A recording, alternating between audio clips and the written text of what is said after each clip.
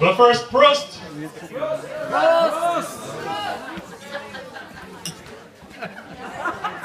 I'm done.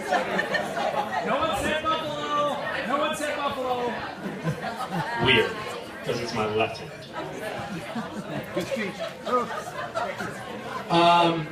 The speech I'm about to give is awesome, so everyone can be quiet. I really appreciate it.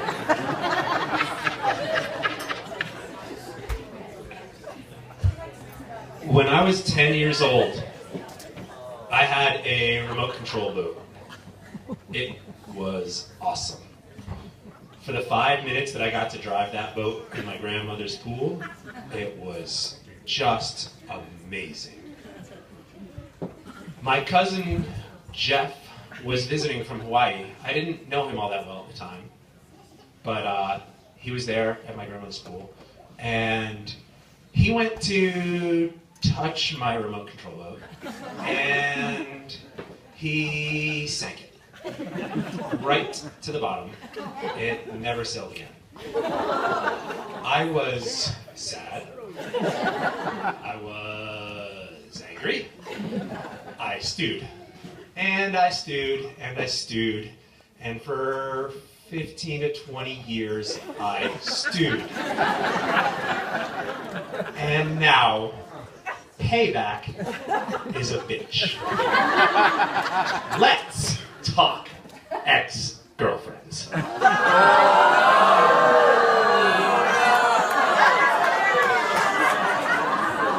I wanted to spend like an hour talking ex-girlfriends. But it's not gonna work. That's the problem. I moved to Hood River 6 years ago, and I was married, and Hefe was not, and he was my single bachelor friend. And every one of us that is shackled to the bonds of matrimony, I love you, Molly, all they want from their single friends is to show them that this dream is real. If you were just single, you would be living the life. And Hefe has a lot of game. He was the man. He was my Huckleberry. He was going to be the guy that I lived vicariously through, except Hefe is Hefe, and he is the most honest, compassionate, nice, loving, perfect human that I know. So, there are not enough girlfriends to talk about. And the ones that there were did not last long enough where I was able to like really give them the grill down. Until Dana. And so, you gotta understand, my family's really, really tight. And of everybody in my family, for sure the one we're most protective of is that man. We have to vet. There's a vetting process. Dana is pretty much the first girl that I got to vet. And of course, I'm the guy that has to vet her, because I'm the guy that lives here. So, I mean, obviously she was fine. I mean, she came to Colorado. Was it Colorado? Utah. She came to Utah with us, and she survived. I mean, it was 10 of us, 15, how many? It was 100 of us, packed into a tiny house. She put up with my dad, his terrible jokes, sorry, Dad. And he put up with my mom and her never-ending cheeriness and her knitting of cute little baby things. She put up with the babies coming up at like 6 in the morning, all the kids coming in to jump on the bed, because they didn't get a bedroom. They slept on the couch. Laundry room. She put up with my brothers hitting on her the whole time. So fine. She put up with everything. Yeah, she was fine. But let's be honest, like, you can't really tell. Sometimes it takes like, you hang out with someone, you get to know them, but you don't really know them.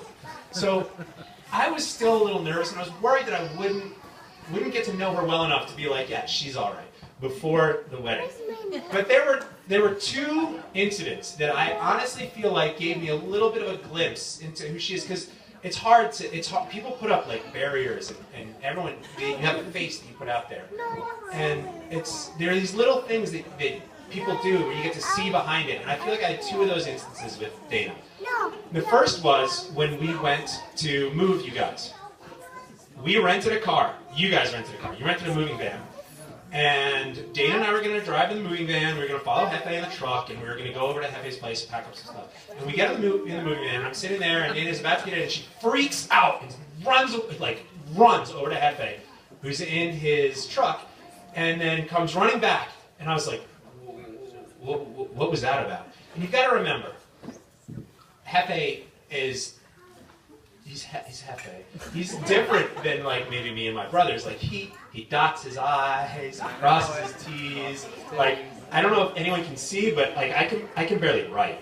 And my brothers, I don't think they can. And he's like government work is like his thing. And my truck has never been titled or like any of that. Like it's not what I do. So anyway, this is like a little bit. He's Hefe. So she comes running back to the moving van, and I'm like, what was that about? And she's like, the papers. They gave the rental papers? He almost drove off without them. We couldn't have gone without the rental papers. I need the rental papers in the truck to drive the truck. And I was like, thinking the papers they give you, you throw in the garbage. And they give her those papers. And then she gets in the moving van, and she adjusts her seat, and she adjusts the window, mirrors, and she buckles her seatbelt and starts the engine. And I was like, yes, that is the woman for Hefe.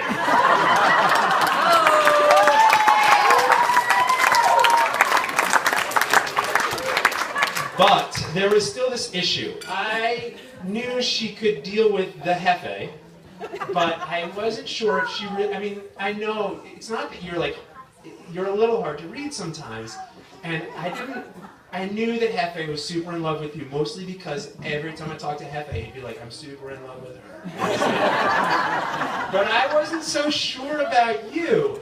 And then I got the phone call. The phone call came at 10:30 on a weeknight. And I looked over, it's 10:30, and I see it's Hefe, so I ignored him. And he called back. And I answered it, and the phone conversation went like this. Hey, can you do me a favor? And the answer is, if Hefe, you say, what's the favor? Because he can ask some doozies. And he said, well, I just hit a baby deer on my motorcycle, and I'm bleeding, and I broke this bone and this bone, I'm fine, I'm going to go to the hospital. But Dana's not answering her phone, and I left her a voicemail that maybe is a little bit scary. Can you go find her and make sure that she doesn't freak out? And I was like, I can do this favor. This is a favor I can do. So I went over to Dana's house, and I got there, and she wasn't there. And I was like, sick. Not only is my cousin broken, but I'm going to have to tell him that maybe his fiance is banging dudes. And I went back home, and I called her, and I called her, and I called her, no answer, no answer, no answer. And then she finally answered. Spoiler, she was hanging out with Colleen, or that's what she says. Colleen backed her up. And she answered, and I said the words, Hefe is fine. If you start a phone conversation with me and your words are, I'm fine, or this person's fine, I'm stoked. That person's fine, I'm like, give me the rest of the news. I've heard the good news. Her response was fucking tears. Sorry for the F-bomb.